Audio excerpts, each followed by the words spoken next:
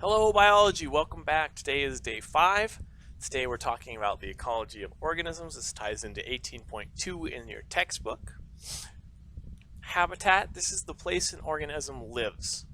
This is where its home is.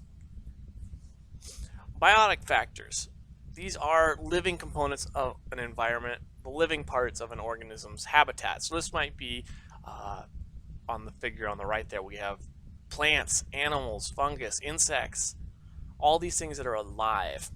Abiotic, biotic means life. The prefix a means no, so abiotic literally means no life.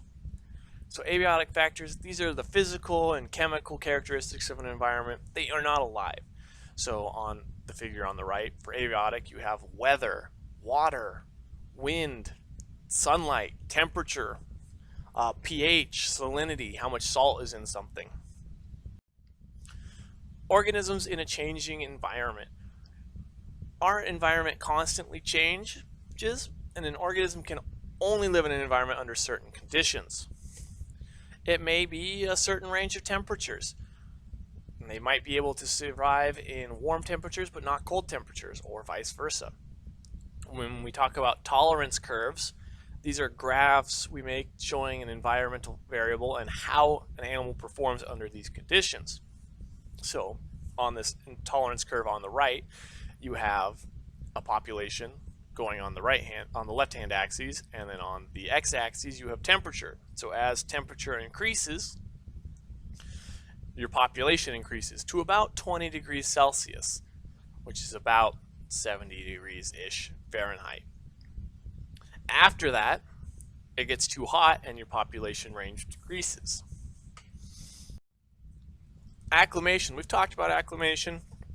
This is an organism adjusting their tolerance to a certain area, but only in its lifetime. It's only one individual. It's not an adaptation. It's not evolution. It's just acclamation.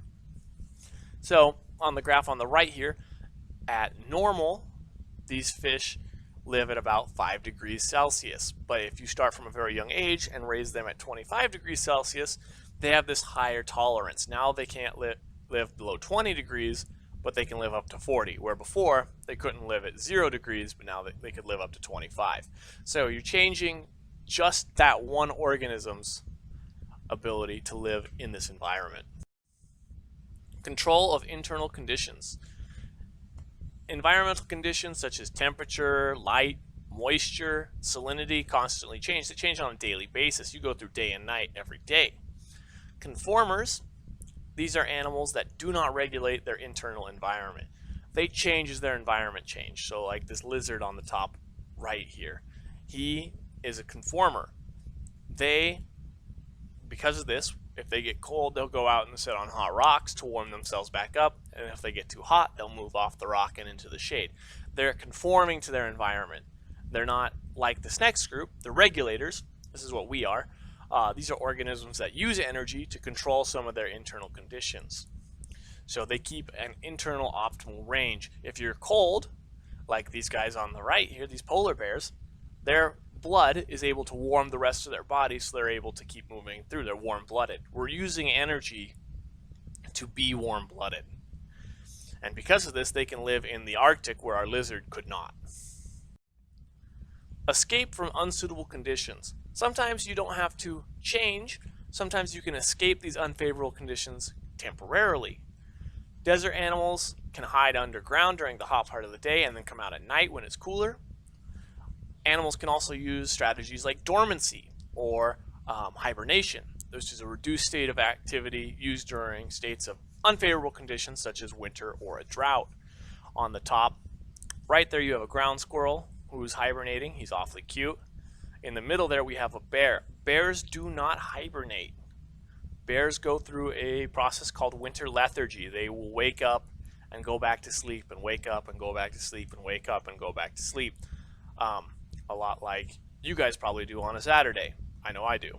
Migration, this is moving to a more favorable habitat. So birds will migrate when it's cold. They'll move to the southern hemisphere where it's warmer, and then when that starts to get cold, they'll move back. The niche, this is a specific role or way of life an organism lives inside its environment. It includes the range of conditions that species can tolerate, the resources it uses, how it gets those resources. Does it, climb trees to catch insects, or does it fly to catch insects? How many offspring they have, how much time of reproduction, what time of reproduction, and then interactions within their environment. On the right-hand side here, we have two examples, both placental mammals, so your normal mammals, and then the Australian marsupials, and the different niche that each one's fills. So a burrower is the mole versus the marsupial mole. The anteater is the lesser anteater versus the numbat. These are in different places of the world. This is convergent evolution. These guys are filling the same niche in different parts of the world. So they do the same job, and because of that they look similar, but they evolved from different ancestors. Generalist versus a specialist. Generalist, these guys generally are species with broad niches, very general niches. They can tolerate a large range of conditions, hot, cold, etc. They can use a lot of resources. This is a possum on the bottom here. He can be a predator, he can eat plants, and he can scavenge. He has lots of ways he can get food. Doesn't have to burrow at night. He can survive the night climate. He can live under a large range of conditions. Now on the right hand side you have the specialist. These are species that are the opposite of generalists. They have narrow niches, they have low range of conditions, and they use few resources. So this koala here, and all koalas, only eat eucalyptus trees. So where this possum can eat grass and other herbs and can catch insects and can scavenge, the koala can only eat eucalyptus. He's very specialized. 18.2 review is questions 1 through 5 on page 365. I miss you guys. The classroom's really quiet without you, and not in a good way. For extra credit today, I will give you a couple points extra credit on this assignment, this 1 through 5, if you remind me and write down somewhere that bears go through winter lethargy. Bears do not hibernate. Have a great day.